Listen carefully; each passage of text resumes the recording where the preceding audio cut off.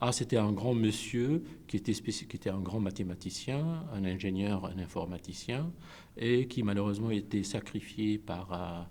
la politique, on va dire, morale de l'Angleterre de l'époque, mais quand même qui est resté un des plus grands fondateurs de l'informatique moderne. Ah, le test Turing, c'est savoir que la machine, dans sa première version, qui était le jeu de l'imitation,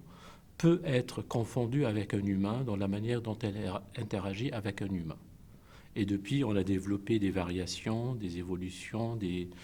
améliorations à ce test pour savoir si une machine informatique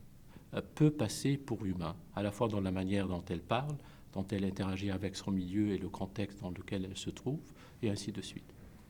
Il y a toujours des tests qui partent de l'idée de Turing et qui essaient de la complexifier, on va dire. Alors du coup, il y a plusieurs variations, puis il y a des compétitions pour les bots ou d'autres créatures, on va dire, ou des êtres qui peuvent être classifiés selon le degré de la complexité des tests qu'on appelle test Turing.